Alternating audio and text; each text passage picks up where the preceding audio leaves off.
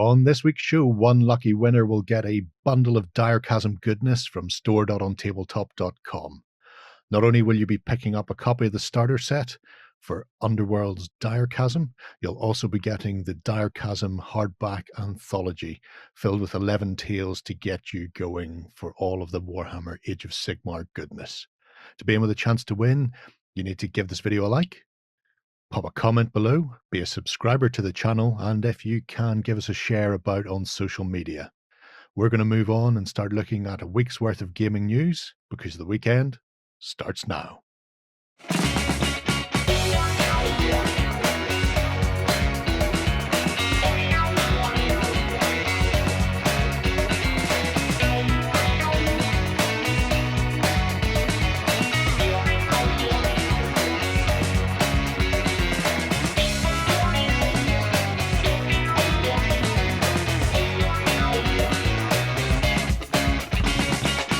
Fantastic looking prize. A little bit of reading as well to get people into the whole Direchasm aesthetic. Yeah. I like what you've done there, Ben. It's very clever.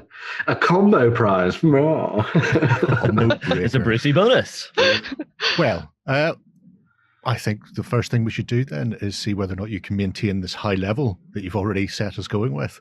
Oh dear. By checking out the Indie of the Week then, Benjamin. Indie of the Week. Okay, yes. So the pick this week is another one a little bit similar to Avatars of War from last week, in which I'm surprised that we haven't covered them yet. But we're going to be checking out the fantabulous Modern Warfare collection by Spectre Miniatures, which is very, very nice indeed. So for those who don't know, Spectre Miniatures create a game called Spectre Operations, which is a Modern Warfare era, let's say sort of like late 90s through to early 2000s, and even now sort of modern period war game where you play squads of specialist soldiers from the US and that kind of thing, going up against insurgent forces in the Middle East and all around the world as well, in fact. They have been making fantastic metal miniatures for quite a while now, and they've started to do a couple of resin bits and pieces here and there. But the range has grown over the last, I'd say, 5 years now, to include a smorgasbord of different nationalities and different characters for you to use on the tabletop, which is very nice. So, yeah. The game itself, have a look through it now. The game itself is sort of almost RPG like. Yes. And I don't mean rocket propelled grenade. But it has almost like an umpire, and you're playing through sort of set missions. So there's more of the old style game construction to it as well, where you're not just putting a force down and playing against an opposing force. There's a lot more into it, especially when it comes to the tactical side of things. Yeah, it's very much one of those where kind of like a situation is set up. So maybe there's a building that you need to infiltrate and get somebody out from within it. And someone, maybe a games master or your opponent, will know different spots where things are going to trigger and happen. And there's also going to be patrol routes of enemy forces and that kind of thing as well. So it's very much set up a little bit like one of those kind of full spectrum warrior, Rainbow Six, as I say, modern warfare style games on the tabletop, where you're trying to not just beat the game, but maybe beat an individual as well, and do something that's not just killing the opponent. It could be getting something and getting out, and that kind of thing as well. So, yeah. One of my favorite things that this range has done is some of the modern vehicles that you can lay your hands on. You know, having yourself like a nice big American Humvee or something. Yeah, so the selection of different miniatures is fairly varied now. So, like as I was saying, they've pretty much covered everything from, I'd say, most kind of US Special Forces at this point. They've done a lot of British stuff. And then they've looked at, I mean, as Justin was saying, there are lots of vehicles to go alongside that. So you've got your trucks and things that get guns mounted to the back of them. So you've got your big heavy machine guns and that kind of thing as well. And then also slightly more up-to-date modern military tech as well, which is cool. Yeah. Although one of my favorite funny videos that I've seen online is actually someone took like a pickup truck and mounted a Katyusha on the back of it. As soon as they fired it off, the truck just went up in flames. Yeah. Of course it did. Of course. It's really nice to see miniatures that are modern as well. So a lot of the warfare stuff that we do tend to see is historical. It's really interesting to see this side of things. Definitely. Really cool, especially the idea of going out and completing a mission and not just like one target, shoot, kill, next army, go out, shoot, kill. It's kind of got that SEAL team aspect of it, hasn't it? Yeah, it's something that I think is really cool about the game and the range, is that it kind of it gets to that sort of Hollywood style movie stuff, but then adds lots of actual real world stuff on at the same time. Yeah. So one of the things that I know about the people behind Spectre is that they've had time within the military or as private military contractors and that kind of thing. So they are very up to date with how all of this works and what your missions would do. And so the game is written from the point of view of how they would play out these scenarios, which is kind of cool. But yeah, there's and as you're seeing from a lot of stuff that Jerry's showing off now as well, they've got nice incidental pieces that work very well alongside the core range of troops, so that you can play through all those scenarios that we were talking about earlier and that kind of objective based stuff, which is really cool. I see modern combat is a very, very different beast to like what you would consider historical warfare. It's not two armies line up and start battering hell out of each other. The idea of insurgent warfare and bringing it to the tabletop, it was always something in the early days of Beast War we wondered about and wondered how would you actually pull it off. And with the narrative style of this, I think it's the only way you can do it really, really well. Yeah, I think that's definitely the case. I think one of the things that's quite nice about what they do, and if we have a look at the if we open up the miniatures section and just have a look at some of the insurgent stuff, if we can do, I can't remember if they can. Well, they sort of I will segue into them via the medium of technical. Oh, there you go. Yeah. Is that one of the things? But one of the things that you almost see illustrated here by the use of the technicals, as we were talking about, is the idea that a lot of warfare in modern settings, you're not entirely sure who the enemy are and where they're coming from. And so a lot of the time with the ranges that they do in terms of, quote unquote, the bad guys within different situations, is that a lot of them are done as covert operatives. So you never know where something's going to happen. Now, obviously, that's something that we see a lot happen in sort of Vietnam War era wargaming, where you're not entirely sure exactly if that farmer's going to kill you with a machine gun and that kind of thing. But they've sort of brought that in here as well with their insurgents and that kind of stuff as well. So it's quite interesting to see, like, it's not just men in uniform. There's kind of like rebel sides to it, and it's not just, as you said, like one team versus another. There's so many different layers to it. The interesting thing about the and here we can see a lot of it as well, is that they've not just done the typical Middle Eastern kind of conflict zone either. They've also gone to different areas as well. So obviously you've got things like the cartels if you want to do stuff in sort of South America. I believe they've got like I think it's a Congo style range. So it's all sort of like sort of African warlords and that kind of stuff as well. So you can go down that route. Then of course you have the obligatory kind of like sort of bad guy Russians and criminals and all that kind of stuff as well. So if you wanted to play something a little bit like those. If you wanted to play something a little bit like the opening scenes to Modern Warfare 2 or 3, then you can do those sort of scenarios on the tabletop, which is really or raiding a bank. Exactly. Run by the mafia, Replaying the start of Batman. In fact, I tell you what you could do with this. There's a game that I got the rulebook for years ago that I think these miniatures would work really well in, called Wasteland. So it's like build your own post-apocalypse kind of like skirmish game. So having like modern vehicles and modern fighters who look like civilians that you could throw into a skirmish game like that, I think is a really cool like additional use for these. Yeah, it's definitely something that you could do with these, is that you don't necessarily have to use them for that modern setting. As Justin said, you could use them for something a little bit more sort of out there and stuff, and just by virtue of how you paint them, which I think is great. And now a lot of the stuff that they have on their site is usually available, but I will say that as soon as it does become available, it goes very quickly because they're obviously very well sought after. So if you do like these, it's probably a good idea to kind of bookmark a couple of pages just to make sure that you've got them on hand. But they are fantastic. The warlord with the red beret up the page a little bit, I'm getting serious Lord of War vibes from it. Yes. You know, him just looking at the main character from it going, no, I prefer it my way. He's good, but he's not as good as him. Yeah, fantastic. That's really perfect. Cool. It's just how's that witch doctor feel where they're sending kids out armed with Coke bottles, and things like that. I don't know, that AK kind of needs to be painted gold. Actually, that would be pretty cool. Yeah.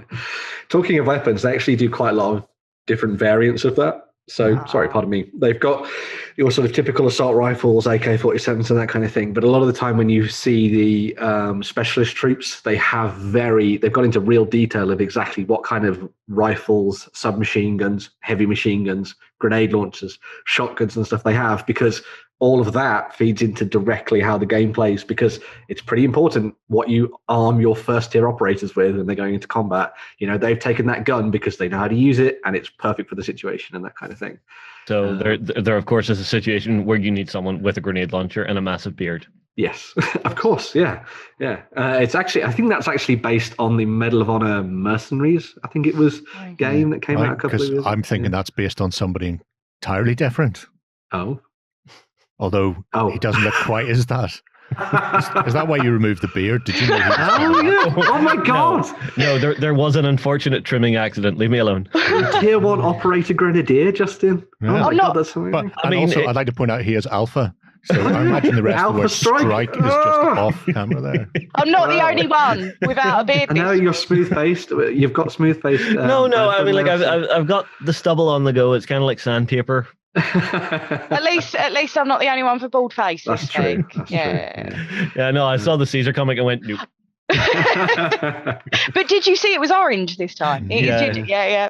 You can see ginger now. That's I will also point out that you don't necessarily like one of the nice things about this game is that you can dive in and play it with first tier operator groups who are like a group of 5 or 6 individuals going up against a larger force.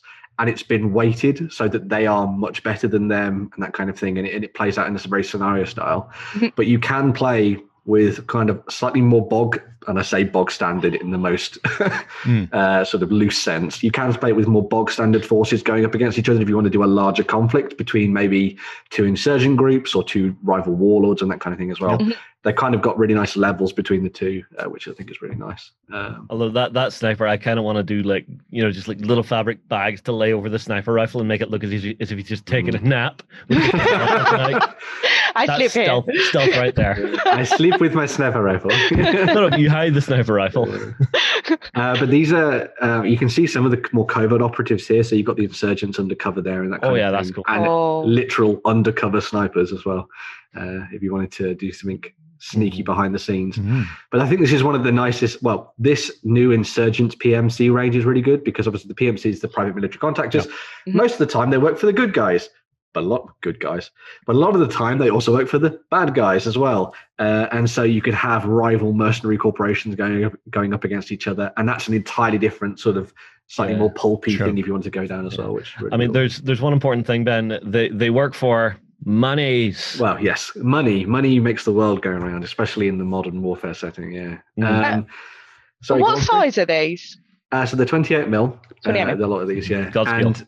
The majority, I'm fairly sure, are all mostly single piece. Although you may have occasional ones where you have to stick like an arm or something on, or a backpack or something. But they've been designed so that they're very quick and easy to get down to the tabletop. Nice. And one of the things is the guys from Spectre, they're always turning up to like conventions and stuff. Yes. So if there's something you've maybe been wanting for a long time, it's definitely worth going and just running to their stand when we're allowed conventions again.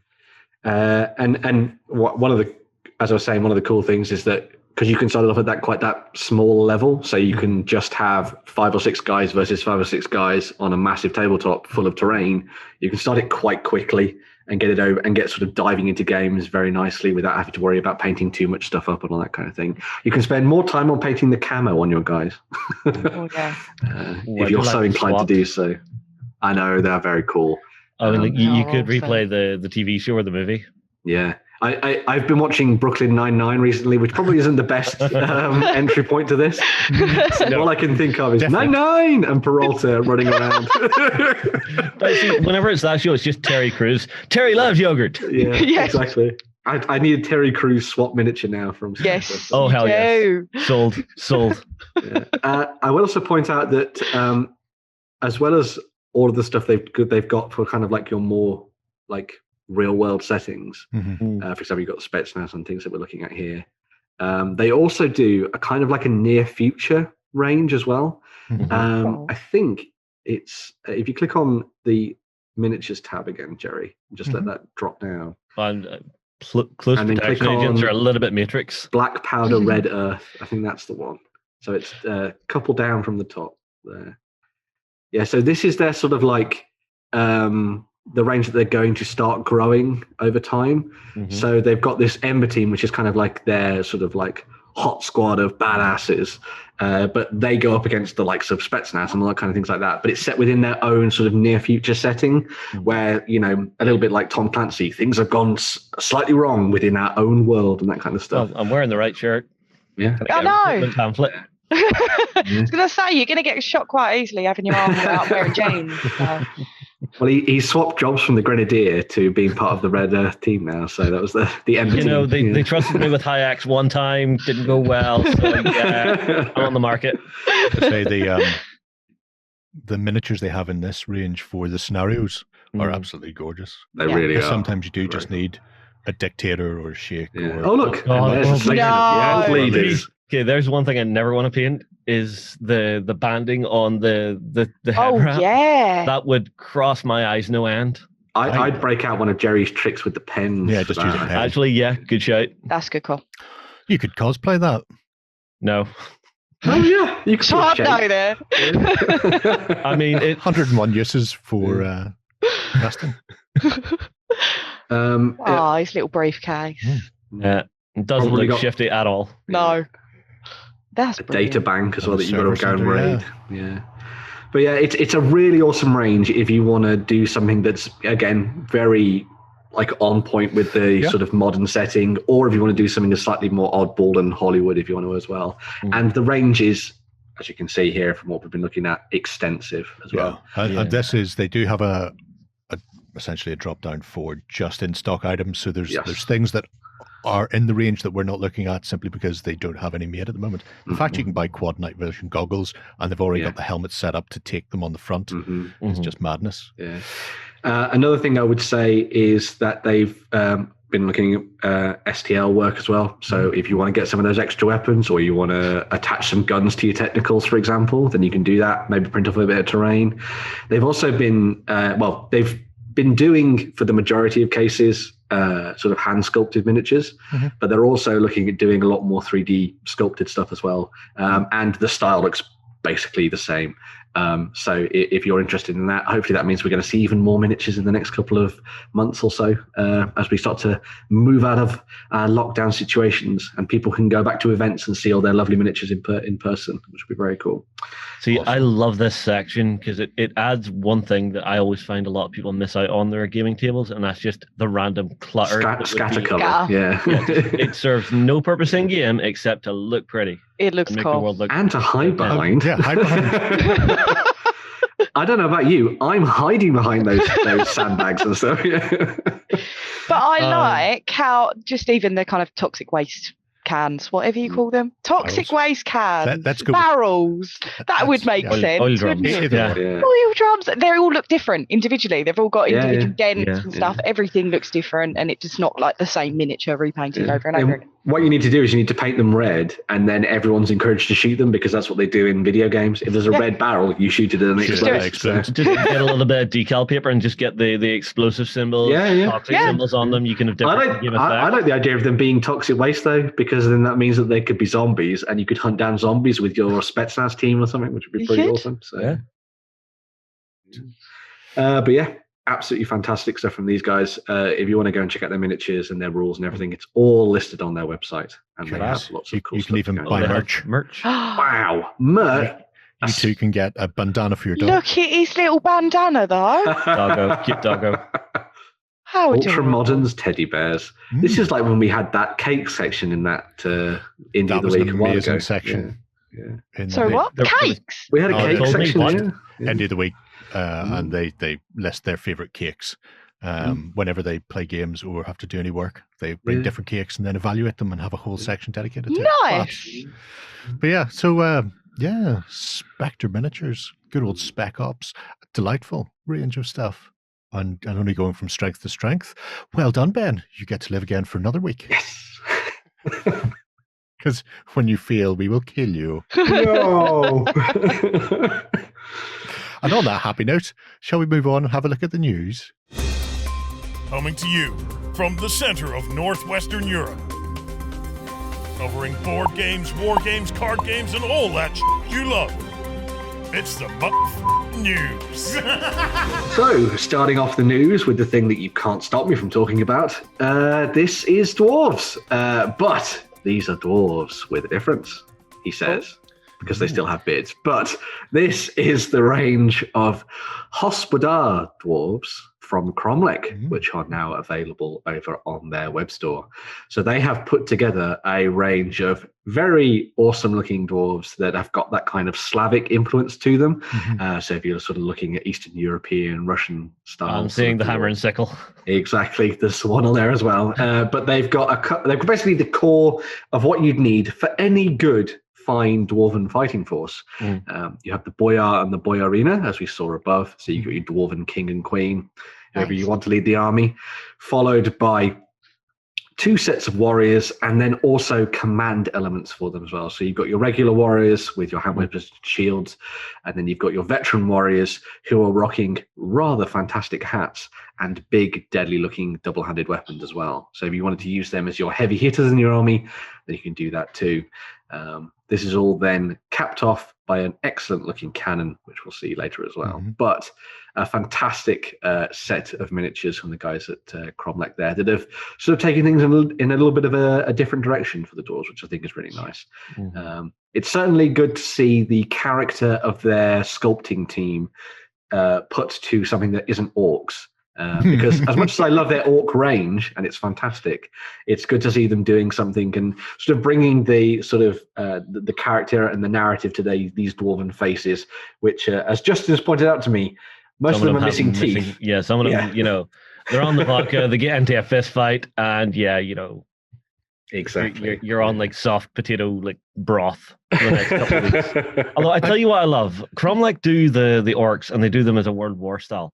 I would love them to do like World War style dwarves, where it's them as like, little Londoners with all the flat caps, Peaky Blinders style. I think it'd look amazing.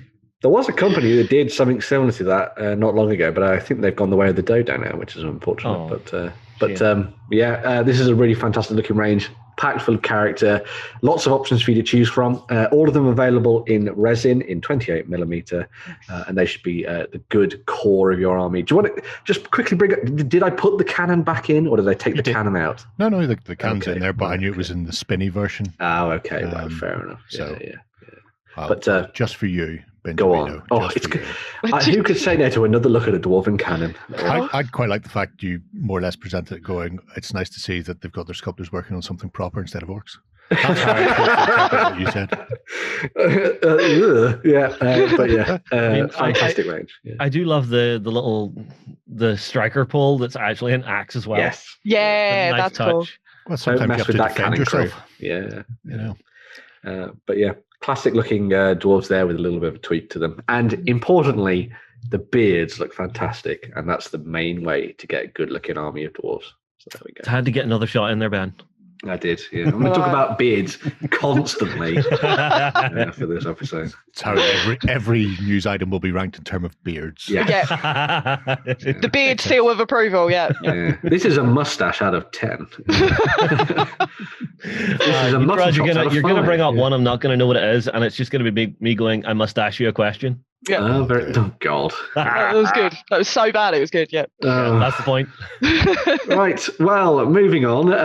We have some more stuff from the folks at Parabellum War Games for Conquest. Now, we saw that they had released the sort of the core elements of their Wadron force for you to use in your games, but we're now seeing a lot more of the elite elements for it as well. So the first unit is a fast and agile strike unit for your games called the Raptor Riders. So in the sort of fluff and background of the Wadron in Conquest, the genetically engineered, I suppose you'd say, Wadron, sort of came through the process with certain traits. And one of them was an empathy towards animals, dinosaurs in this case. And the females of the species are very good at controlling the predators, like you can see the raptors here, whereas the males are more drawn towards the herbivores.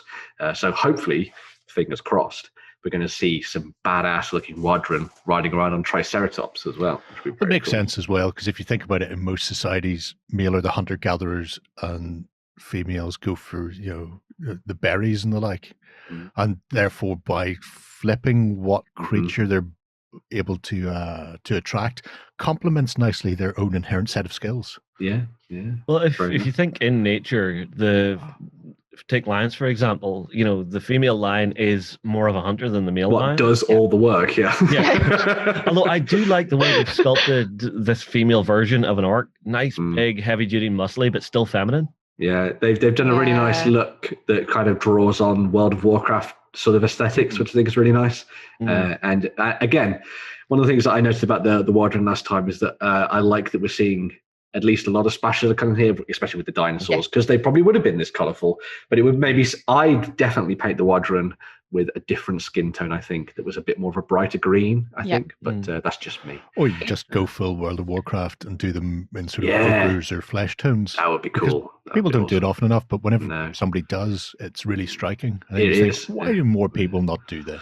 Yeah, although this is now the third faction of the game, which has essentially either been created or tweaked about with by the Spires.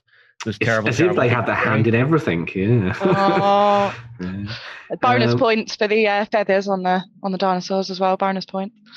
As well as the Raptor Riders, we also saw the Warbred there as well. So the Warbred, quite a tragic backstory, in that they killed their mothers when they were born, which is horrific.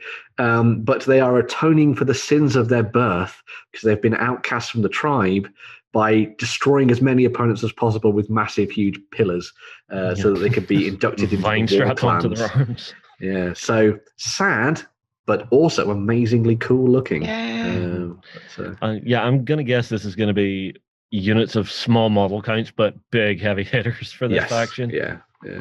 Well, I mean, their standard rank and file are the same sort of size as the rank and file from others. Okay. So these are just the sort of the big ones, ogre equivalents or the like. Okay. But really liking the look of these. I think the Wadron as a whole, probably my favorite looking army in its entirety so far for Conquest.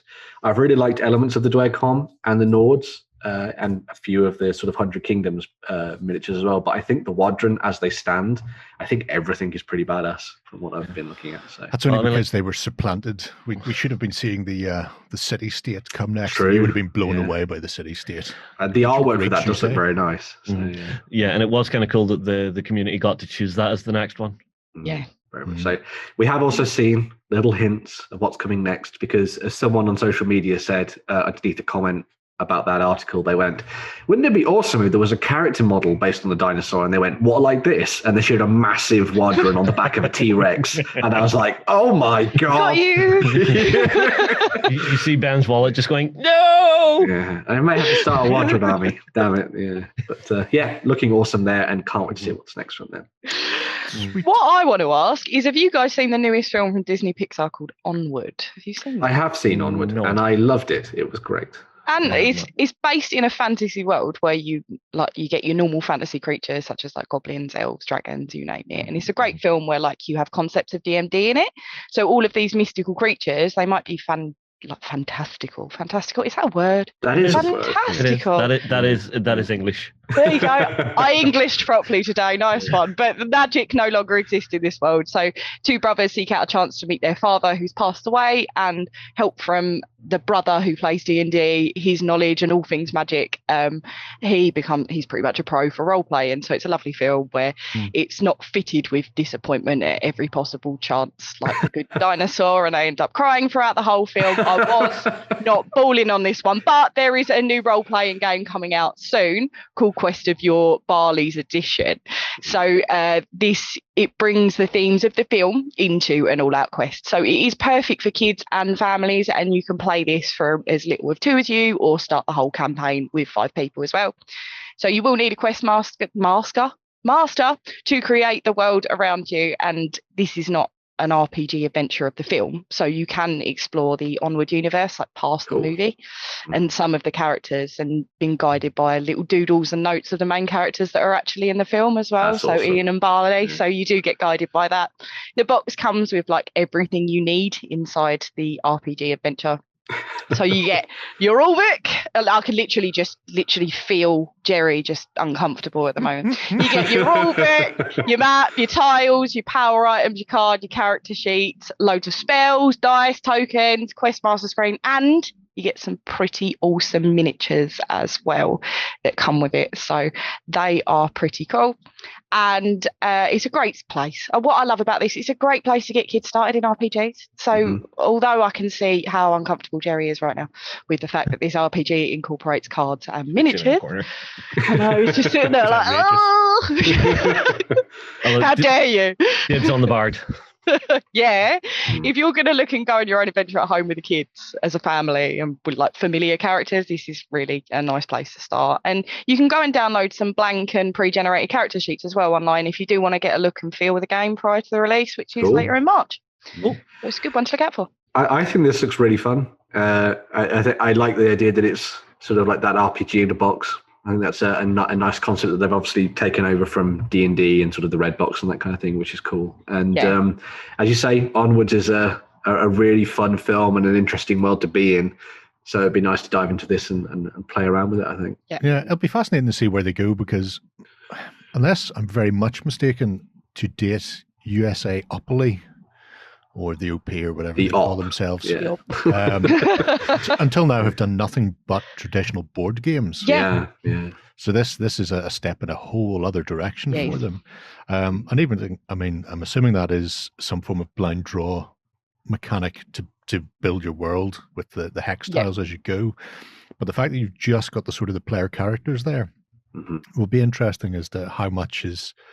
How many things you meet and the sort of things you meet. Is it going to be essentially like a monstery dungeon crawler, or they're going to have different sort of tasks and setups? It is fascinating. Yeah. I am wondering if there's any of the other like Pixar movies that they would maybe try and use for this format. You could do something, that would be kind of cool. Can you imagine doing this with Toy Story? Oh, wow, that'd be awesome.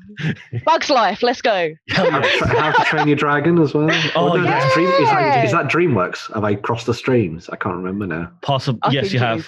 Okay. But still, any movie like that could be brought into this, if this is like a new genre where it's kids movie crossovers into RPG, that would be awesome. That would be really cool. Yeah. The Black Cauldron. Yes. Oh, that'd be cool. Well, they've done Villainous. A nightmare like as well. Like Villainous is a thing, which is that board game, which has done really, really well. So maybe if you did something with the Villainous characters where you could play as evil Disney characters going around as role-playing, that could be cool. And suddenly we're playing Kingdom Hearts, the role-playing game. Yeah, when then no one knows what's going on. Yeah, exactly. I certainly don't. I'm completely baffled by this conversation now. Once we moved away from cartoons in the 80s, I was lost. Well, don't worry, Jerry, because we're going to move on to something nice and metal now. So this is Crucible Crush, also Bob Merch and Pulp figures, if you know them. So this is their work on a new Kickstarter, which is coming soon, for a bunch of 1066 era miniatures. So if you're diving back into the Dark Ages, you've got some good options here from these guys. So they're going to be working on two pretty sizable armies. Sweet. Nice. They're going to be doing a set of Anglo-Saxons under Harold Godwinson, King Harold. And on the other side, you're going to have the Normans under William the Conqueror and or Bastard, depending on who you're talking to. But how you're feeling. And how you're feeling. Which book you read. But they are going to be sort of running the gamut of basically everything you need in order to field both these forces. So you're going to get lots of your unarmored warriors and your armored warriors to use as the different levels of troops within your games. Maybe for something like Saga. For example. And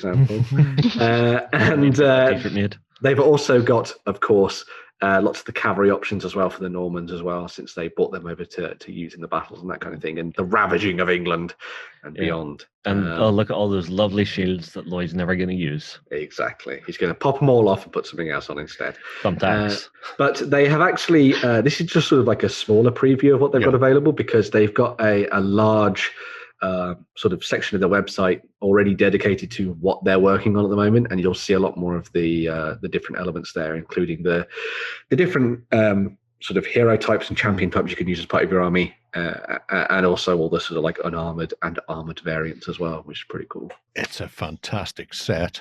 It really is. It really is.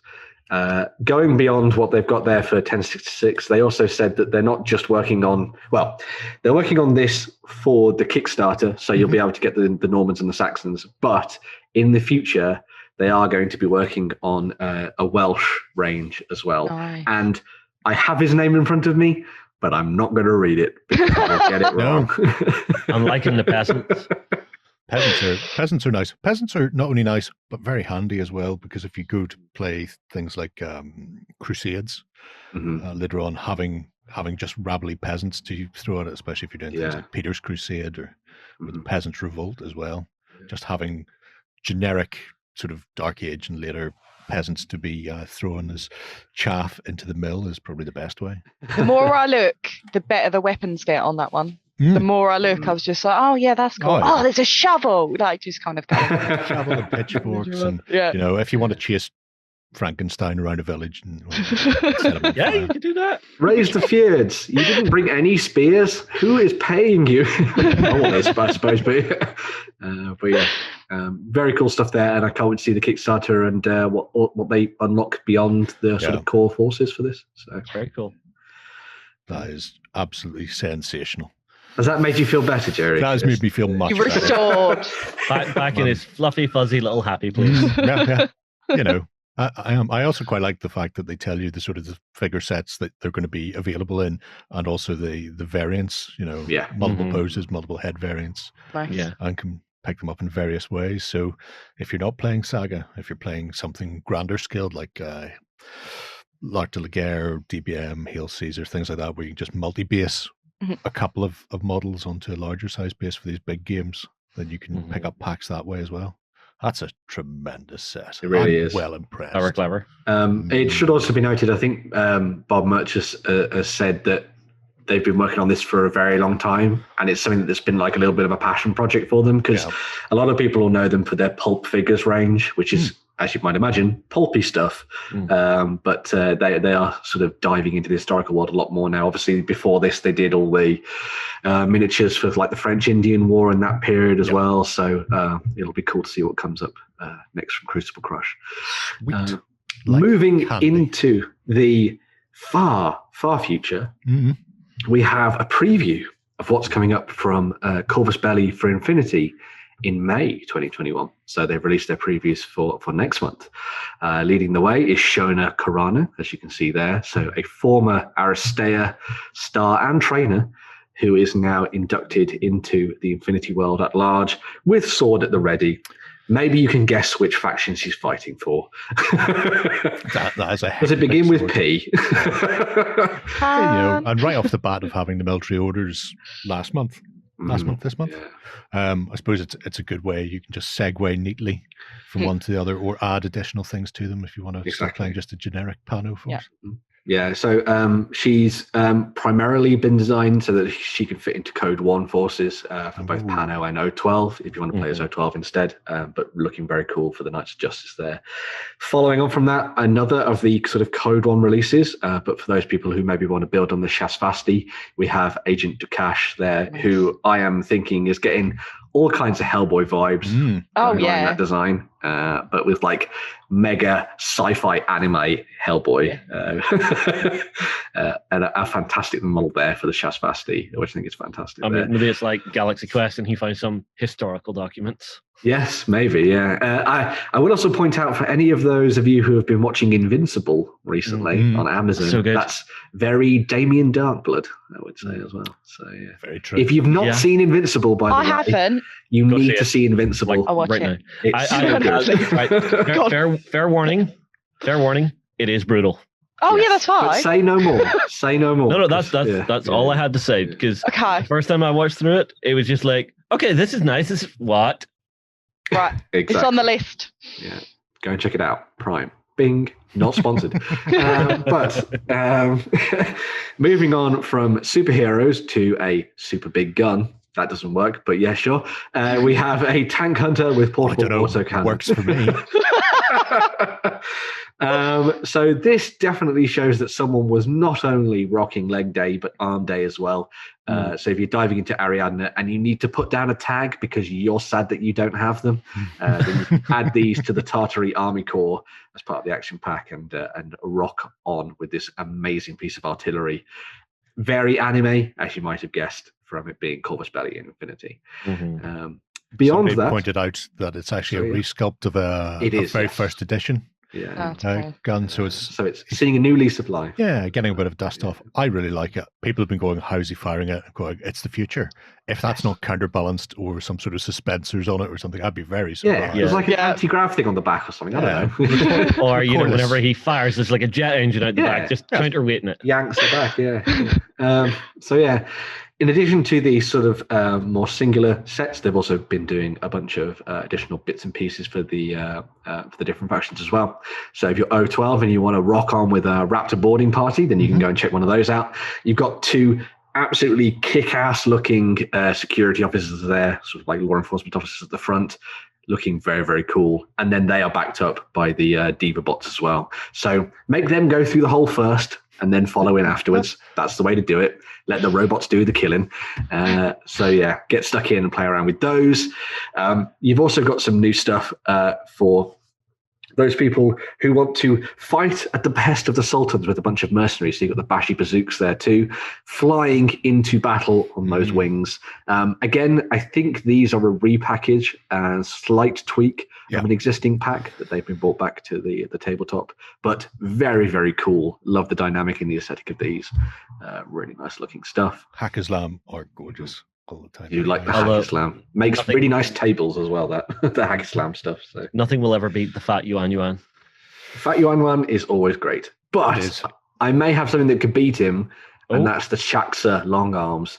Because how cool are these? These are my favorite. Badass Toha. They're pretty badass. Yeah. Pretty badass. Considering we've been getting, Kong versus Godzilla and stuff right now, who would say no to massive alien apes carrying around huge cannons and energy weapons? Who would say no to that? Although, turn to monkey. Here's a little bit of trivia for you. So you see this color scheme? Yes. It's actually very close to the original color scheme that the guys from Corvus Belli were going to go for with the Toha. Oh, okay. I remember when we first started working with them, we got sent a very first set of Toha in that original color scheme, and then they changed it. Oh, well, there you go. That's a little bit of early knowledge there for you to dwell on. But yeah, very nice stuff there. All of these are going to be available in sort of mid to late May, so you've got plenty of time to save up your pocket money before these hit the shelves. And as I say, good for both Code One and a sort of regular Infinity. And of course, you could mix and match because the games work perfectly well. To be honest, you could even use some of these miniatures for Stargrave as well. Oh, yes, you could. You very much could. If you want to do some hyper high-tech stuff for it. Exactly. That would be awesome to see. Yeah, very cool. But yeah, moving on. There is a new board game coming this June. So if you're a fan of the wacky board game Camel Up, you're going to love the new spin-off. And it's called Camel Up Off Season. Camel Off. Camel Off. Let's not go there. I thought we were almost going a little bit Monty Python. Camel Off. But if you didn't play the first series Camel Up, it's great fun. The first board game was essentially a betting game, so players would bet on the outcome of what camel would win each race, and as a whole leg in the race, so the witty help of the dice are determined. But it's not racing season anymore, so you would think the camels would get a little rest for their little legs, but no, they need to earn dollar and seek alternative employment through the quieter season. So players will be taken off the track and onto the marketplace, so their camels will be expected to load up and essentially gain the most gold from carrying the most goods. So it's not as easy as it sounds. There is a use of bidding mechanics involved as you bid to choose what market you draw from, picking up items such as vases, fruits, dates, carpets, like all the things that are really awkward when you do drop them, and smash and go everywhere. But your little camel does need to be careful of how much they're carrying. You do have a capacity and can only hold one of each item at a time. So if you exceed your carry capacity, you can risk losing all of your collected item and losing the game to win as well. So this is for 3 to 5 players, unlike Camel Up, which I think there was 2 to 8. I think it was quite a lot of players playing the original one. But this is standalone game, so it's not an expansion, nothing to do with the original one. So 2 may feature. They might feature the same camels, but the games themselves are completely different. It's a really fun looking.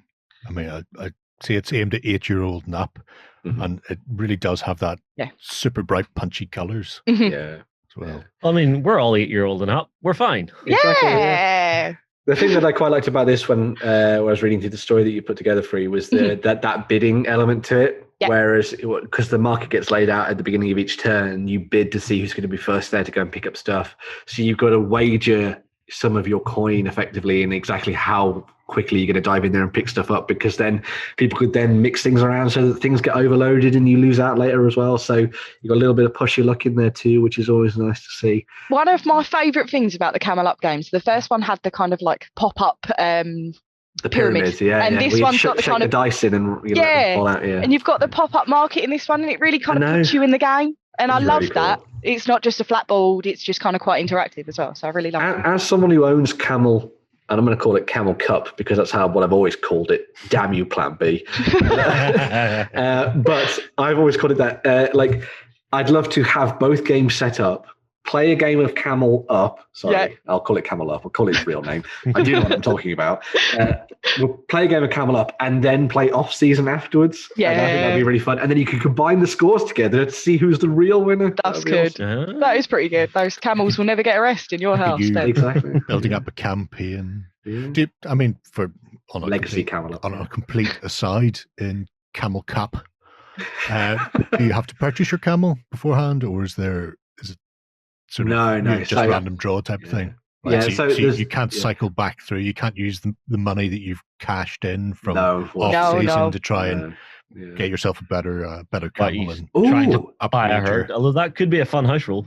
Yeah, you could always do a house roll and have a bribes in there so that you can switch betting slips with someone else. That'd be awesome. Oh my god, there's a betting mechanic in it. Oh, in that case, you really need to use. Oh, you need to get the pair of them. Then you need to have your market get enough gold so that you can start chucking money at the betting. Look at you guys quickly becoming backstabby on an innocent game of Camel Up. Or the way I would do it is I would play the off season first to see just how much money and stuff you start with for the main season. There you go. That's generally what you're working toward. Yeah. See? We've already created an expansion for you there. So that was our gift. That's our gift to you for free, Plan B. Yeah. But you have to change the name of the first game to Camel Cup. Camel Cup, because that's what it was. Unless the whole thing now is called the Camel Cup. The whole in. Oh my god, it's going to be like an overarching name for it. The Camel Cup Deluxe Edition. There you go. Perfect. Looking awesome there. A third expansion where you're taking the camel to the vet.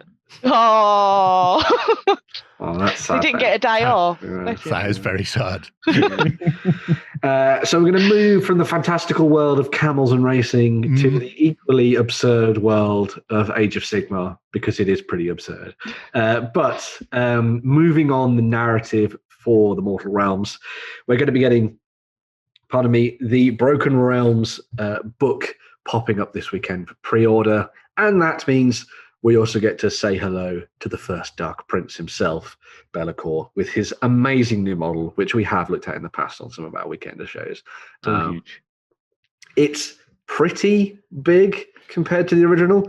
To give you an idea of scale, the the last version of Be'lakor that existed came up to about the top of that exploded crater. Oh, yeah. Be'lakor now obviously stands about twice, maybe 3 times as high as that, thanks to the wings. And he is ready to enact his brutal plans across the Mortal Realms and make Sigmar suffer. Is he still a dual kit? Where you can have him in 40k as well? Oh, yeah. Well, yeah. So he the little dead Chaos Warrior on the base who's been reaped by his sword. Yep. You also can switch that out for a Space Marine, a Primaris Lieutenant. Oh, that's cool. Just make me happy. I remember some of the chains I think there's some 40k chains that specifically Have Space helmeted Marine heads helmets and stuff yeah. on. So He had to get bigger because he needed somewhere to put all the skulls. Exactly. Yeah. Somewhere, You know, that growing collection. There was a picture GW put out this week past, and it had the Abaddon model beside him, and I can't work out as if that is actual scale or if it's just another poor Photoshop job from Games Workshop. Because I think he legitimately is that big. Bigger than Abaddon. Yeah. Meaning that's just redonkulous. I mean, he is huge. The biggest, baddest demon that exists, so it makes sense that he would be massive. But Still not as good as Archon, mind you. Well, I don't know. The more I read about Bellicor, the more I don't like Archeon. But then Archeon's got his own sordid past, and maybe a little bit more of a tragic one as well, actually. Because he saw something that no one should have seen in the Temple of Sigmar. But what was it? No one will ever know. Bellicor is leading the way for the Broken Realms in his new book. We'll see if his plans get enacted. Going up against him are going to be a selection of the other factions. In part, Nagash is obviously slightly unnerved by the fact that Bellicor may undo all of his fine undead work, and so he is sent the Cruelgast Cruciator. There's a spell from Harry Potter. Yep. To lead the forces of the Nighthaunt and to torture their victims with that rather interesting set of apparatus on its back. If, however, you want to play as the Stormcast Eternals, then you could bring in Gardas Steelsoul, who is doing his best superhero landing impression there, to smite the enemies of Order and send them back into another dimension, bringing in a little bit of a Conan reference there for anyone who remembers the 90s cartoon. But there we go. I think both models look fantastic. I think Gardas looks really, really cool. I love the fact that like the cape's blowing up behind him and you've got the crackling hammer and the sword and everything. It's almost enough to make me go back and start collecting more Stormcast Eternals.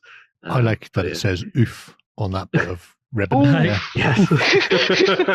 I believe I guarantee the sculptor is just sitting there going, somebody noticed. Yay! Is that the noise it makes when he lands like that? Oof. That's his. Yeah, that's when he tries to stand up afterwards. Now, see, I'm wondering, you see the little hammers on the tassels? I wonder if they're tuned to be like musical when they hit the ground, just ding, ding, ding, ding. Oh, like wind chimes. Yeah. In game, those guys can actually fire those hammers at the enemy. Just so you're aware. Cool. All right. They fling spectral hammers from their cloaks. What does he do? Like a little hip? He does a shimmy. Just It does a throw shimmy. the hip at him to send one out.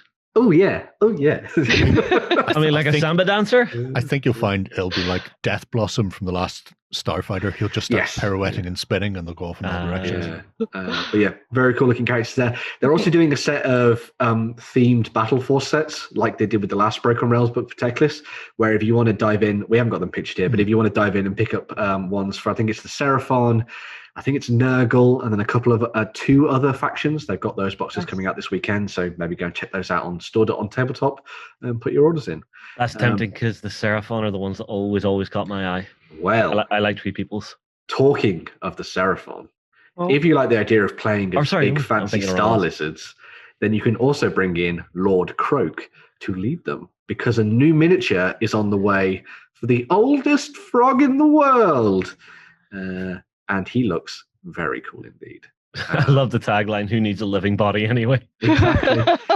As most people will know, the Slann mage priests of the lizard men back in Warhammer Fantasy Battles, who travelled to the old world on their starships, wink wink, are pretty damn good mages. And so Lord Kroak, being one of the best of them all, is able to continue to cast spells and keep his own spirit alive even after death. And his new model looks absolutely fantastic with that kind of huge twisting circle of masonry around him. His extensive palanquin as well that he's riding into battle on. And then he's also got a skink priest alongside him too, just to make sure that he's fed and watered when needed in the midst of battle. Really awesome looking miniature. Nice to see it getting an update. And this possibly means we're going to see a new battle tome for the Seraphon soon. It'll be very interesting to see that. A lot of people have actually been picking up Seraphon and building them as their armies because they are the sort of the best of the best when it comes to the good guys.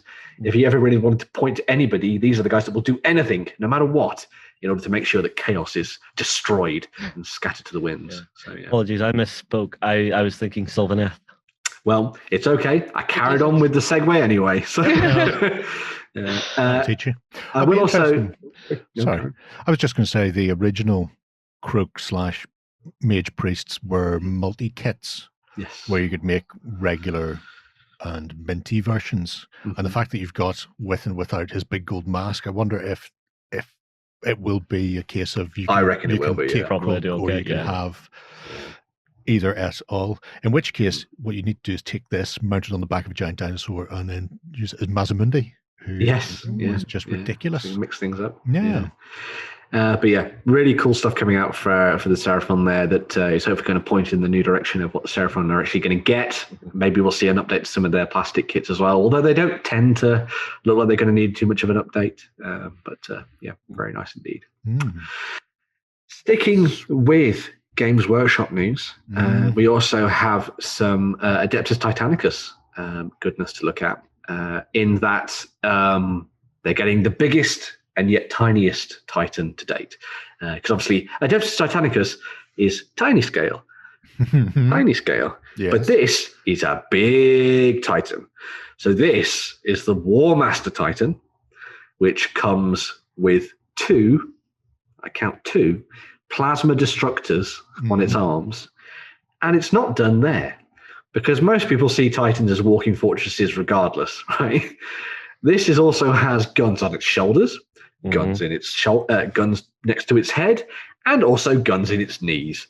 So Perfect. It's absolutely laden with weapons with which to destroy the enemies of the Emperor. Is there a back shot of it? I haven't got one here. No, there is no void. But no, there's something I remember noticing on the first Warlord Titan you did. Is there's actually like an entranceway for your pilots, for your crew. That's cool. And on the back of it, just either side of the door to go in, is twin last cannons. Of course, got to protect your pilots when they get inside. I'm not 100% certain, but it looks like there is something behind the eyes in the head, which may or may not be the crew. Death. So this is it, standing next to one of the knights. Now, obviously, you'll know how big knights are in 40k compared to like a normal marine. So like a normal marine is like that big, and then a knight is like huge, like that big. And then when you compare it to this, obviously this means that the Warmaster Titans are absolutely immense, and they're going to be. I can't imagine they're going to do much movement on the tabletop. I'd imagine they probably just stand still and blow everything to pieces. Depending on what you're up to, I mean, like there are some weapons in the game that if you fire them at this big guy, you're actually going to turn him to mess up his firing arc. Oh, okay. Right. If you want, there's actually a Let's Play myself and Cad from Foreground did with the game where we were playing it out. I shall put a link to it in the show notes down below. In addition to the Titan, by the way, that comes with both Loyalist and Traitor variants in terms of the transfers and things, so you can make it a Traitor Legion if you want. They're also going to be doing 2 new books. So you've got the Adeptus Titanicus rulebook, which is coming out, which you can pick up, which will have everything you need in there to play. And then there's also the Loyalist Legios, and I'm going to just subtitle it as a codex, effectively, because it'll come with all the extra bits and pieces you need for making a very Loyalist-focused force on the tabletop. And as you might imagine, because they're doing a Loyalist one, I would imagine there's going to be a Heretics one on the way as well. So watch out for that too. But if you're interested in Adeptus Titanicus, you've got a big new model to play around with there. And it looks pretty cool. So. There's not much bigger than it. No.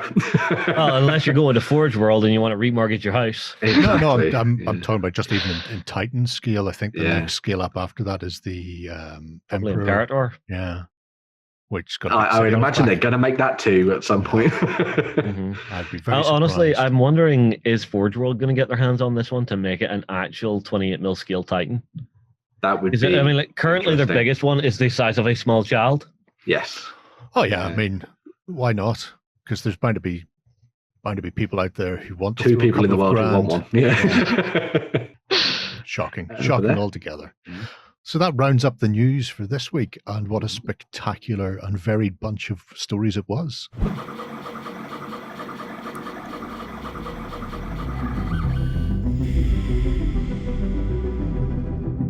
All right then, Ben. So what have you found for us for the ones and zeros of 3D printing this week? Well, I decided this week to go back to a couple of companies that we've looked at in the past and see what their new offerings were for April. So the first of these It's Raging Heroes, who have decided that Greek gods were so good, they've returned for round 2. And so we now have the return of Greek Gods 2, Electric Boogaloo, as part of their Patreon. Is that the name? I really hope it is the name. It is now. But this time around, they have decided to, I guess, descend down towards the underworld and Hades. And so we have the eponymous god strutting his stuff and looking mighty sexy, I must add. I'm getting Fabio vibes.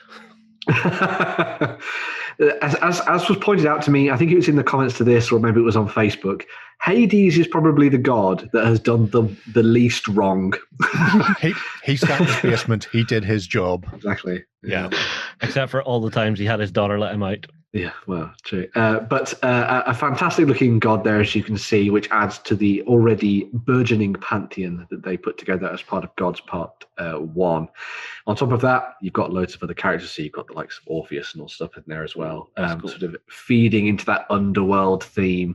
And then a bunch of extra bits and pieces too. So you've got your additional gods, as you might have imagined. So you've got the hunter, Artemis there on a moon stag. There's also a different variant of that which comes as part of it, which we'll look at in a second. But then you've got Dionysus, who I was quite unfortunate that I was quite upset that Dionysus wasn't a big fat boy. I wanted a big fat boy on a chariot. They're all very sexy, aren't they? I know. Yeah. It's a sexy chariot. Yeah. Yeah, but looking very cool indeed. And then you have a couple more additional troops for you to use in your armies. So if you wanted to 3D print off some new hoplites to go alongside the spearmen and the other warriors that they did last time, you can do that. If you want to lead the forces of the underworld back to the surface to reclaim it from your brothers, namely kicking Poseidon in the nads and throwing Zeus off a mountain, then you could maybe lead an army of skeletons in doing so, in addition to using the skeleton cavalry as well at the same time. Nice. But this is just sort of like scratching the surface of what they've put together, because as is the case with a lot of the stuff that Raging Heroes do, they do like a normal tier on Patreon, and then they do what's called the Overlord tier. And the Overlord tier comes with even more 3D printing files. So we just click onto this lovely Imgur. I'm going to say Imgur. You'll see a bunch more of the gods that they've been working on. So obviously you've got Hades there on the left, but you've also got Hermes and Hecate as well, which is fantastic to see. I really love the presentation of the miniatures from Raging Heroes in this kind of marbleized style. Yeah. Now, obviously they're colored renders, but I'd love to see someone do an actual army like this. Yeah, I think it would be really cool. See, they kind of remind me of like the porcelain ornaments my grandma used to collect. Obviously not Greek gods, but just that style. Missing out there, really. You've got Themis there. You've got Morpheus, as we saw. We've got Hephaestus, who is looking decidedly more cool than I ever imagined him in actual Greek mythology. No doubt he is forging an invisible net to toss over Ares and Aphrodite when they, lay together, we should say. But yes, very cool indeed. You've got a bunch of additional heroes as well. So you've got rocking out Orpheus, which I think is just amazing, alongside Morpheus, which was before. You've got Pandora, who has opened her little box of tricks. You've got a whole bunch of other heroes there as well, which for us to scroll through. Very bad rap for opening that. I know, it's not her fault. Well, it is, but yeah. You've got Atalanta there, which is just fantastic. And as you can see by the scroll bar, there is a lot to this. Yeah. And we shall whiz through it. But, well, this is the thing. Obviously, we've seen in the past when they've done the sort of D&D like Arabian stuff, and then the sort of the vampires and bits and pieces like that.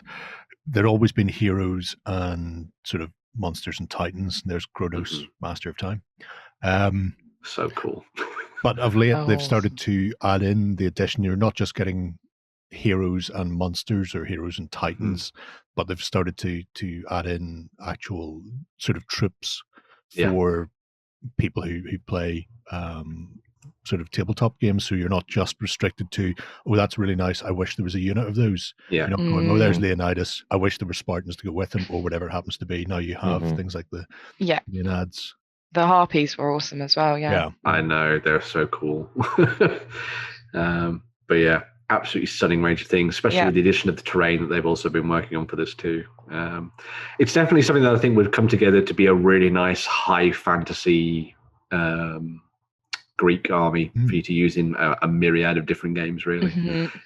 They all sort of come in and around that 32mm scale, but there's no reason that you couldn't tweak it slightly if you wanted to as well, because 3D printing is digital files, so you can play around. Absolutely.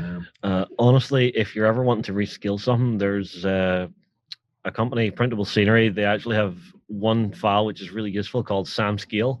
Oh, okay. It's just this one little dude, but they've done him for each of the scales, so long as you match to him, you'll be in the right scale. That's great. Which makes life a lot easier, and you don't have to math. Yeah. Don't have to math. I do hate the math. Yeah. Numbers fly. That's an amazing thing. It really is. It is very much party on wheels. These do just look like sort of Victorian bathtubs. I'm sure that probably is a hot tub. The freestanding baths that you normally see in fancy hotels. And stuff. Ooh, the temple though. That's really good. The size of it? Yeah. No. That is a centerpiece, I suppose. It's not even the biggest piece of terrain they've done. Yeah, I mean, like, I would have to break out the Predator for that one. You could make some beautiful dioramas with these as well. You really could. Yeah. I could see a lot of people that being their focus as well, doing that kind of diorama style thing. Yeah. Oh my God, I just love that this just then gives you a sense of the scale of how big is Kronos? My God. I mean, he is the master of time, so he's Zeus's dad. Yeah. Oh yeah, I get that. But Titan. Yeah. Huge.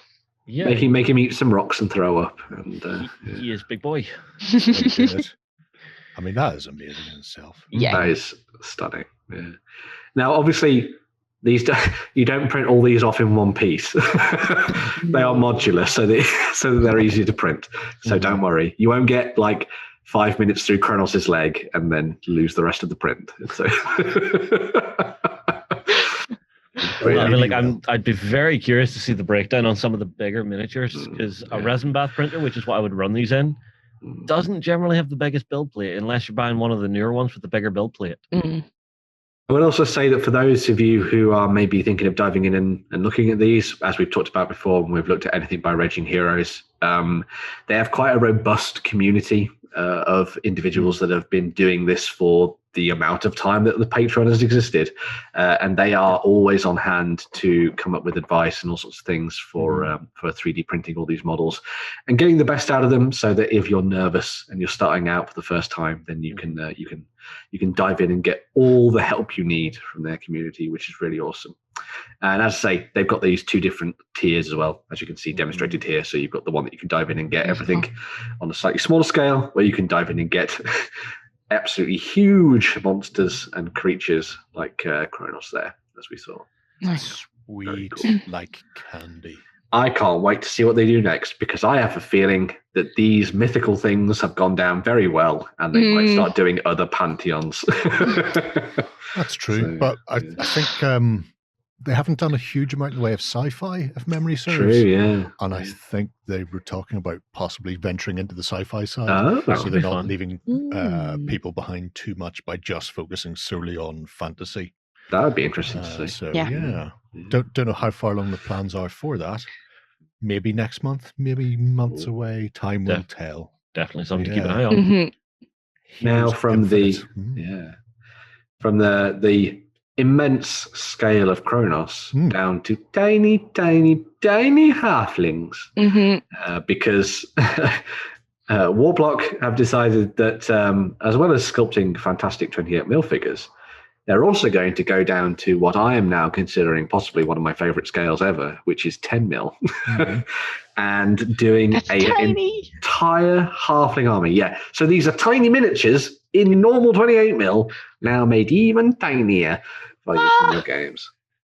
I mean, the unit is about the size of my thumbnail. Exactly. Fear the death chicken.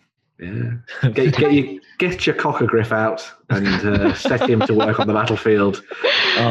I love the cavalry with the tiny baby goats. Yeah. You've got your ram cavalry, which is really cool. The goats, really awesome. You've got your standard infantry, which can be given sort of spears or helmets and shields. You've got your massive catapult on the back of a huge oxen there as well, which is really nice.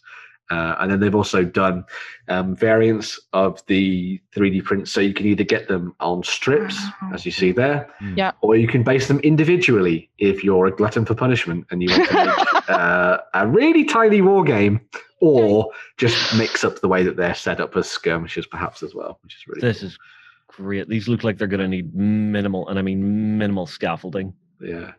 The other nice thing about these as well is that obviously they've carried over the sort of unique, characterful sculpting talents of Huntley, who did all the stuff in 28mm. So they have the same sort of charm to them in their faces and that kind of thing, sort of built across into the armies themselves. But Cool. A really nice selection of things in 28 in 10mm there for April. That will be very fun for those people that are diving into this kind of this scale of wargaming, which I know a lot of people are at the moment. Obviously, we've seen the stuff from Forest Dragon and stuff in the past when they've been doing their armies that are based on kind of Games Workshop Warhammer armies and stuff. But nice to see the world of Ark Worlds made even tinier. It seems like 2021 is the year of the halfling. It really does. I think it really is. Yeah. Lots of companies doing stuff for it. Yeah. People have finally knuckled down and realised that short little dudes is the way to go. It's interesting that in the comments, people were asking what to use them for, specifically for the likes of Warmaster. And the people who are doing, I think it's Warmaster Revolution, so the fan-led version of it, have actually said that they were going to be making a halfling army specifically based on what's in this patron. Cool. So you currently you just have to substitute them for something else, whether you run them as goblins or run them as empire, or run them use them in your empire army. Just as alternative figures. But hopefully it won't be long before the guys at Warmaster Revolution have actually got a full list that sort of is more fitting for halflings, because they shouldn't be great fighters, but they should be doughty little gets with a bow and arrow. And I, for one, I'm loving that yak. It's amazing. Yeah. A yak door, a howdah on a yak. Cowdah. A cowdah. Oh my god, a cowdah. That's brilliant. Out cowdah. Well, how dare you, Ben, but I'm really digging this little dude up in the top right corner whose hands are above his head going, no, we fired! Oh, yeah. You probably fired his actual hot pot rather than the one that was full of nasty stuff. Or accidentally one of the other crew members was in there. Yes, we've accidentally doom dived him. Yeah. Cavalry's lovely. Really they are. Yeah. I'm wondering what it's. I mean, we've had this before with Forest Dragon, where because they're being sculpted to be printed at 10mm, they're either over exaggerating the sizing or reducing the amount of detail on the prints, because you're not going to get it at that scale. But I wonder what they would look like if they were printed slightly larger, because I know he's done 28mm halflings, but I don't know if, because he drops between traditional sculpting and sort of CAD design these days, so I'm not sure what way he sculpted those. Well, I know the majority of I would imagine most of these are digitally sculpted. I would think, but I know that they have done things like the cowdah, as we're going to call it now, cowdah in 28mm, and they've also done the heroes. I'm not sure that the cockagriff is a massive 28, although it might be now actually, but it's worth having a look at. I thought I'd seen something like that. Yeah, I think the monster exists. Yeah. Whether or not there's a mounted halfling, I don't know, but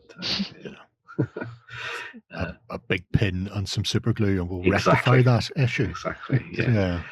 Definitely go and check both of those out. Yeah. So you've got the Heroes Infinite Patreon there to go and have a look at. There'll be links down below, and also the one from Warploque, who are always doing something fun in 3D printing. So. Very different, but very, very good, and both fantasy of an ilk. So I'm very much in my element. Fantasy, thumbs up. Did you win one of our prizes? Find out on our prize claim center over at OnTableTop.com. Here we list all our previous prizes and those who have won. If you see your username, fill out the form to claim your prize. All prizes must be claimed within 30 days. So that just leaves us with the Kickstarters to round out the show. And what are we looking at this week? Well, this week there's some new expansions from Shilmill Games, and they've been fully funded already, and they've got expansions for the board game OuZtralia. I have to say OuZtralia because there's a Z in a big capital halfway through it. Entitled Revenge of the Old Ones and Tasmania. So if you don't know much about OuZtralia, this is like your Euro conversion train route building style game, but with, you know, the friendly theme of Cthulhu embedded deep into the storyline.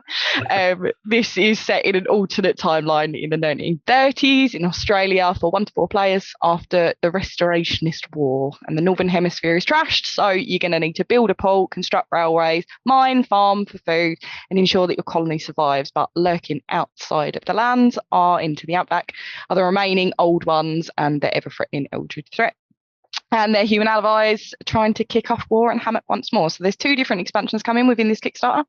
The first, Revenge of the Old Ones, allows the players to take control of the old ones and their so that player can summon their forces and all kinds of havoc on the board, with new monsters joining the fray, and humans gain a bit more of a defense too. So there's new outposts come in, but obviously you're going to need to stand up to one of your friends being an absolute nightmare controlling the whole one. So stronger ports, extra starting resources as well. So there is lots coming for that one. And Tasmania, which is the other expansion, it certainly does expand the game, but in a different way. So they're both expansions, but they both do very, very different things.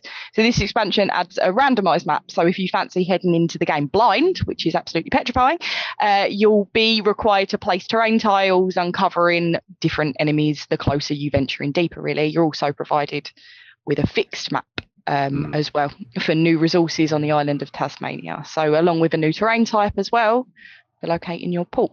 So there's 2 different pledges you can take. You can look at picking up one of the expansions, both of the expansions, along with a storage case and completed milestones in the campaign as well. Or if you don't have the base game, you can get a chance to pick up absolutely everything. So there is really nice milestones as well in this. So a nice view into the game, giving the Kickstarter pledges a chance to get hold of like some special cards and even a big box divider that you can add in. And they're not available in the core box. So, however, they might be released later in the year for promotional purposes, but the people that are kind of getting and enlisting in this will be adding the extras. So it's only got 6 days left and it has smashed through its goal. So if you are interested in the board game and even a fan of the alternative history, or especially a Cthulhu fan, you should definitely check this out. Oh, it looks so smart. It's by Martin Wallace as well, who is a mega board game designer. I've enjoyed Brass because it's set in Birmingham, so yeah, very close to home there. Yeah.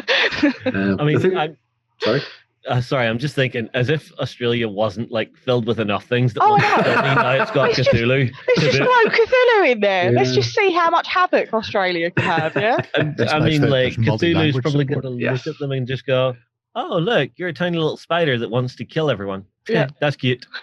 Oh, you're a cosmic spider. Because there's a few things about the game itself mechanically, which is very interesting, even to the likes of me who doesn't do board games, where you have a time tracker, the Tasmanian version one, and whoever's lowest on the time tracker activates, which means, because it's a sort of you can play it cooperative, competitive, or even solo.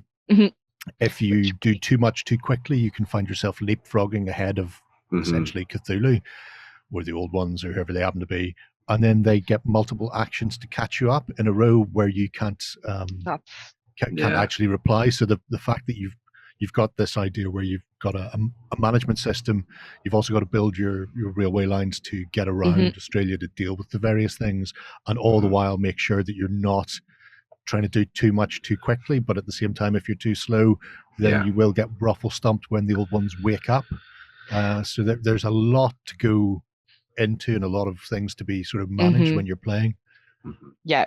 I mean, I know you say you're not into board games, but as soon as I said the word Cthulhu, Jerry, you the ears perked up. The thing that I quite liked about it was the fact that you've got that, like, the threat is there, but it builds over time during gameplay, and so that it can become like that extra player in the game. So you do, as Jerry was saying, have to manage things and then maybe work a little bit together in order to deal with it later on. The other thing that I really liked is what the Tasmania add to that expansion adds to it, and that's the variable setup, because you're drawing the tiles and using them in order to lay out the map. One of the things that I really hate in board games is that, and it's changed a lot over the years, but in the past it used to be that you'd set up the board and there'd be that kind of tried and tested way for you to win every time. Yeah. And it was just about whether the other players could get to that part before you. Because you've got the variable map layout, everything's going to be different each time you sit down to play, and so it forces you to think of different strategies. Yeah. And I love a board game which makes you think, this time I'm going to try and play it this way. And so it's nice to see that added into the game here, which is very awesome. Yeah. The fact that it adds a solo mode as well is brilliant. And to be honest, I can imagine it'd be very difficult to do, but if you are up for that, 100%. A challenge. I'm looking at this. I really do want to give it a go. Yeah. Why would you not? I mean, everybody loves the old ones. Of course. Half the time they just want a hug. They're big tentacle hugs, you know. So 6 days left on that one. If people want to get involved, definitely jump in. And like I said, they have multiple partners in various corners of the world, so it's not just going to be English language only. It seems to cover about 7 or 8 different languages there, from Polish, German, Chinese, Japanese, French, what have you, which is always a big thing for board game players trying to get their hands on their own localized versions. So it's fantastic to see that they're working with so many people for that. Yeah. So one Kickstarter left then free. What have you found us? The next one I'm going to go over is Blue Planet Recontact. So if you're a fan of the Blue Planet RPGs over the years, this is like 25 years in development. So you'll love the new Planet RPG, Blue Planet RPG. And that's currently on Kickstarter by Biohazard, and it's already been funded. It's got 18 days left, sorry. So this role-playing game is set in a distant water world named Poseidon, which has existed of an age. We visited this world once before, and this campaign reconnects with the dangers of the world with the previous 10 RPGs that have been out before, which are now actually gone out of print. So this campaign is now the 3rd edition, Recontact, and new fleet embarks to Poseidon to reconnect with the lost colony 69 years after abandonment. So this abandoned colony has taken and adapted the planet, being pit against indisputability, powerful enemies lurking in the depths of the ocean. So the new edition has got beautiful new artwork. They've updated and evolved the mechanics as well in the game support. The science realism of the setting and the supported richer, more unique character development as well. Focus on new and evolved equipment, tech, archetypes, new story, you name it, which will certainly resonate in today's society with everything that's going on in the advancement of tech. So as I said, their Kickstarter's got 18 days left to go, and there are some really cool stretch goals as well to add to the setting that already exists on Poseidon, which people have tapped into before, including new campaign hooks, different maps, character species to add to the games as well. So there's definitely an incentive to add to and the stretch goals are incredibly varied. So each one adds something completely different to the game. I find some Kickstarters like, oh, here's another card, here's this, but each individual stretch goal is completely different. So if you did want to look into deeper in the game, the quick start guide is actually available on Kickstarter as well. So you can have 80 plus pages, including the new mechanics to get involved in, a setting introduction, and a full scenario that you can get stuck in straight away. With some pre-made characters as well. Cool. There's plenty available. As it was, as a reviewer said of the game, they said it's Space Marshal Cowboy and his cybernetic dolphin sidekick fight eco-crimes in alien Hawaii. I mean, what's not to like about that? Just to quote Ben, chef's kiss. It does look absolutely phenomenal. Yeah, I'm loving the idea that you've got like a little base starter scenario that you and your friends can actually grab and give a go to before you dive in with it. I think I that's like when games do that. Yeah, it's like a little tester, isn't it, to see if you actually enjoy it before committing. The first hit's free, and then it's just tap it to my veins. The other thing that I think is quite nice about this is that, like, we have lots of role-play games out there, and there are lots of very basic, well, not basic, there are very sort of standard fantasy ones and standard sci-fi ones. Whereas this is going for something a little bit more niche. Yeah. And like if you were looking for something different to do with your role-playing group, then something like Blue Planet sounds like a really cool idea, where you're going to a water world and you're trying to sort of like re-establish connections with the colony that's there and fight against strange alien forces of the, you know, fighting back against the wildlife and all that kind of stuff as well. It just seems like a really neat idea, and who could say no to dolphins with lasers on them? Of course. You say fighting against the aliens, but one of the things about Blue Planet is there's a very much a socio-political feel to it. So Earth has more or less destroyed itself. Yeah. And these people were sent as we all want to do. To begin colonizing, and then before anything else could happen, they got sort of abandoned. Plague kicked off in Earth and went horribly wrong. So they are left abandoned there, and they thrive on this beautiful, nice blue planet beyond a wormhole at the edge of our solar system. Yeah. And then when we sort things out on Earth and go, well, we're all dying on our backsides here, let's go and visit them. They go, please don't come. We don't want you anymore. We're fine here. We're fine here. The aliens are fine with us being here. We're all fine with the aliens. It's all grand. And then humanity from Earth goes, what's this? What terrible people we are. I think you'll find you really do want us here. And oh, look, we found something that will be fantastic for us. We're just going to harvest this. Yeah. So you can have it from the Earthers. I'm going to go for Earthers, go full 2008. Have it from the Earthers' point of view, where they're having to deal with these uppity colonialists trying to keep all the resources for themselves. Or you can play it from the sort of colonist point of view, where all of a sudden, 80 years later, after being abandoned to die on a planet somewhere else, humanity has reappeared and went, remember us? We're in charge again. Yeah, sure. How you doing at surviving, guys? Yeah, you're right. Yeah. Reminds me a little bit of the relationship. Reminds me a little bit of the relationship between the Martians, the Belters, and the humans on Earth in the Expanse. There, actually. So I mean, very cool. There's a lot going on with it, and the fact that they have said yes, they're tweaking the mechanics and they're giving it a dust off and a polish, but the actual core of the game and the core of the storyline and the world that they've built is all staying the same. The reason it's survived for 20 odd years is because people are invested in it and the story that has been built around it. So there's no point in changing that. No. I think that's important. So if people haven't come across it before, it could be a very interesting one to take a look at. And like you say, Ben, very different from your standard fare of find dungeon, punch goblin repeatedly in the face for living in a dungeon. No murder hobos here. Steal their stuff. Is there no tavern in this world? No. I'm sure there's some form of space bar. Imagine you just lick a frog. It's a very water world. They say it's a very Polynesian feel to the whole thing, where all the initial settlers have spread onto the various islands and it's really cool. And sort of developed this community and society of their own. So archipelagos. That's the bunny. So fascinating stuff. I like it. And there is, what do we say, 18 days left. Wow. Plenty of time to jump on board there, smash through some stretch goals.